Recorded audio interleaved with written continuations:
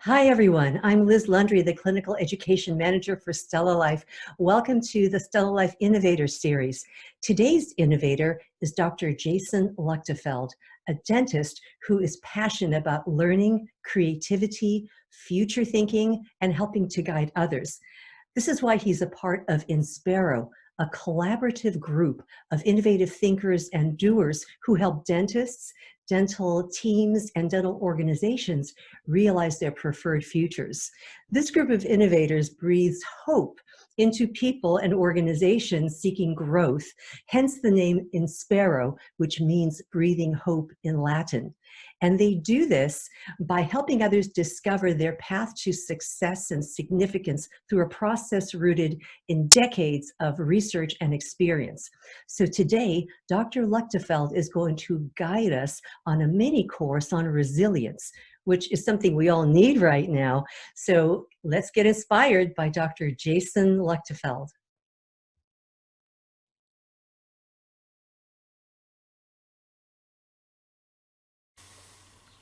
Hi, my name is Jason Luchtefeld. I'm a dentist in Southeast Illinois. Been here about 10 years. I've been practicing for 20 years. So I did graduate from Southern Illinois University School of Dental Medicine in 2000. Did a residency at a VA hospital out in Denver, and then practiced out in the Colorado Rockies for about 4 years. From there I moved to Florida and had a small practice there for about 5 years before moving back to Illinois, a little closer to home. And so through that time, I'd been through a lot of different types of practice, from opening from scratch to buying an old office and rebuilding it to joining a very well-established practice and trying to fit in. There've also been other hurdles, whether that was personal relationships, business challenges, dealing with insurance companies, corporate dentistry. There's all kinds of different areas that, as a general dentist, especially one that owns a private practice, we find ourselves having to deal with. At times, that can result in some fatigue, decision-making fatigue, just personal fatigue. And so today we're going to talk a bit about resilience. So why me? Why would I want to talk about resilience? Well, a couple years ago, I guess it's been 5 or 6 years ago or more now, I was working with the AES, formerly American Equilibration Society, and was working on their strategic plan as the chairperson of the strategic plan, where Bob Frazier was the facilitator. In that process, I learned a lot about strategic planning and about what Bob was teaching and doing in his business. A couple years after that, I met up with two guys, Dr. Ryan Coulon and Dr. Don Taylor, and they were going to be merging or buying Bob's business and asked if I wanted to join in the fun. I said, well, yeah, I would. There's aspects of the business I really gravitate towards and would love to be involved with. So they're two great guys. Bob has a wealth of information and knowledge he's been able to share over the years. And so I got into there and learned about emotional intelligence. And this was kind of my first step then into the world of self-awareness and self-management and social awareness and social management, and being able to look inside and figure out what I needed to do to make myself better, how I needed or how I could affect the relationships in my life and in business. That gradually led me down a path of reading, exploring, and finally finding some things through positive psychology, through multiple books, that now has led to creating this resilience toolkit that I'm here to talk to you today about. So the resilience toolkit came about mainly because of this pandemic we're dealing with.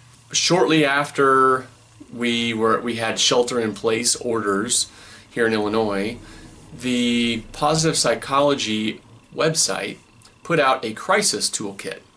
And that's really the foundation of what I use to build the resilience toolkit.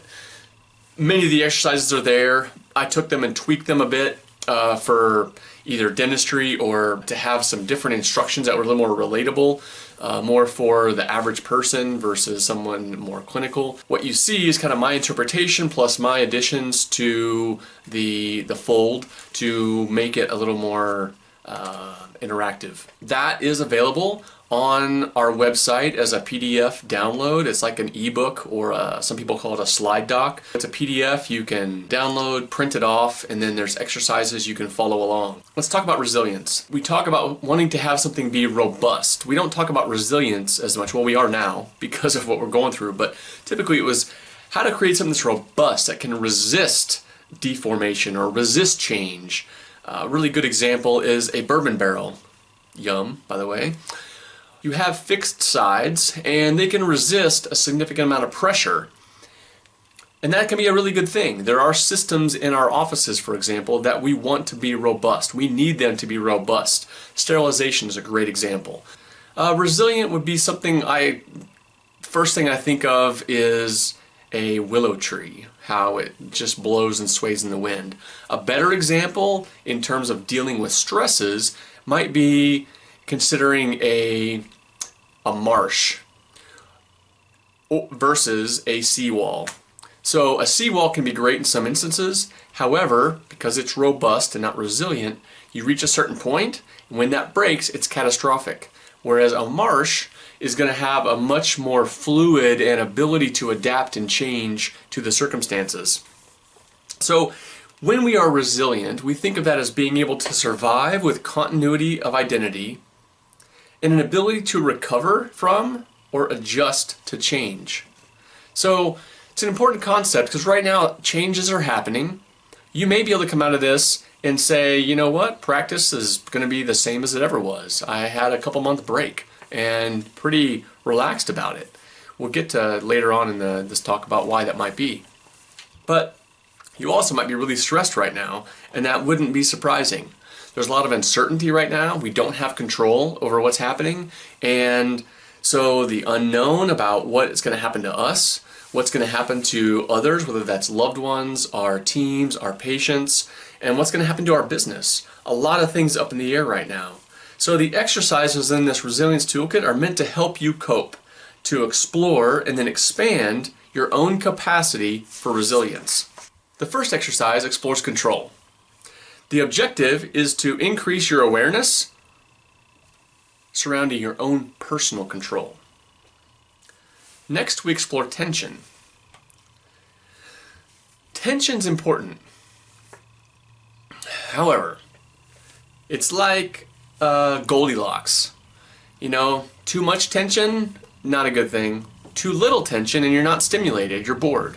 So we need to learn to welcome some of the tension that comes from this lack of control and this unknowing, this uncertainty. A really important concept here is the idea of an equation.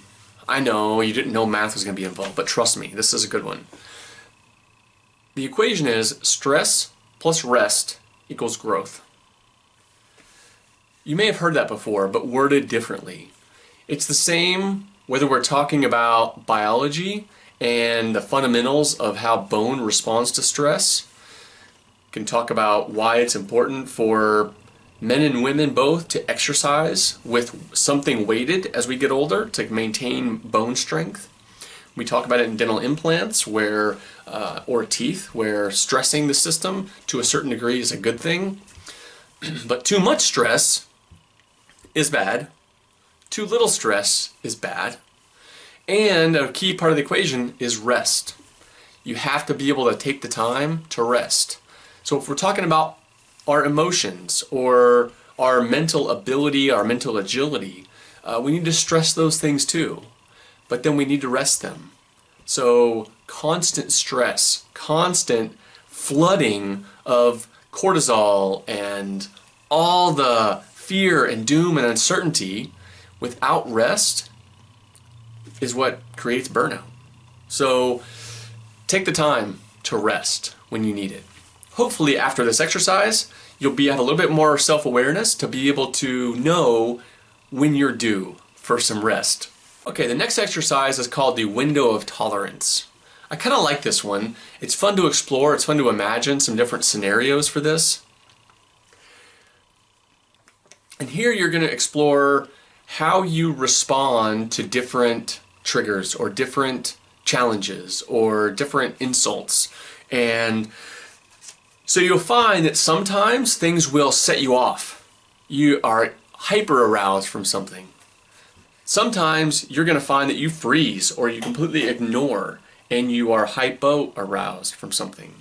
In the middle is your window of tolerance. So we want to find a way, and this is what the exercise is meant to do, to establish what your window of tolerance is, and then look at ways that we can increase the size of your window. Next, there's somewhat of a bonus exercise, and I put this in here because some of this stuff can be overwhelming. When we're looking at control, for example, and you're forced to really self-analyze and look deep into what you have control over and what you don't, sometimes that can be overwhelming. When you're looking at your window of tolerance and you find that you might have a little window and growing that window looks daunting, well, this is where this third exercise comes into play. It's called RAIN. That is recognize, allow, investigate, and then nurture.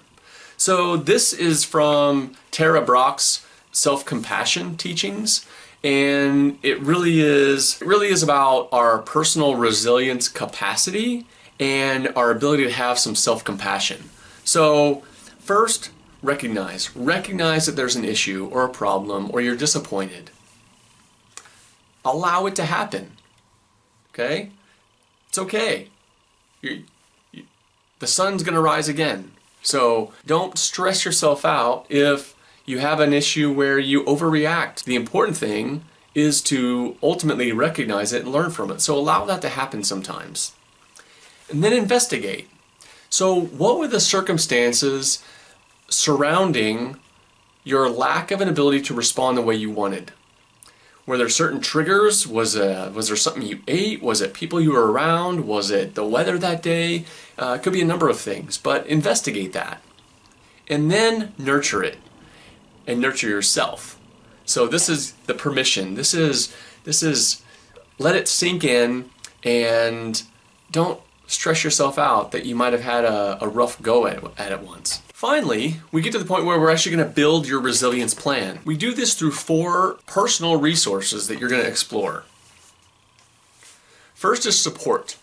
And these are the people around you that are there for you, that you can count on. And you may not always realize that they're there for you, but they are. Sometimes it's the person that's there for you all the time. Maybe it's a spouse, significant other, a parent, a child. But that support going forward is going to be critical. Second is strategies. These are coping mechanisms that you use. Maybe it's meditation or journaling. Something that you've done in the past to help you cope with a stressful situation, a challenge that you've needed to deal with. Third is a fun one, sagacity. Yeah, I had to look it up the first time I saw it, and you can too, or maybe you won't need to after this. This is your internal wisdom. Some people might call it a gut feeling. Some people might say it's the innate things that you just learn over time that you don't realize you learned, but they provide you with an internal strength, a meaning, a purpose. But this is what I do. I tackle these issues. And so this internal wisdom is going to be critical to tap into going forward. And finally, we have solutions. And these are behaviors that you may display that are needed in times of challenge. Behaviors like an ability to do research, for example. And so going forward, we'll want to also rely on that. You're going to start by thinking about a past situation and the exercises in the toolkit. For each of these categories, support, strategies, sagacity, and solutions, you're going to write down things that you've used in the past. Now, some of those things you're going to want to use in the future. So you're going to have that as something you can fall back on whenever you need it. On almost the last page, you're going to have an area where you do take those, you take the ones that you want to be able to utilize for future challenges and write those down.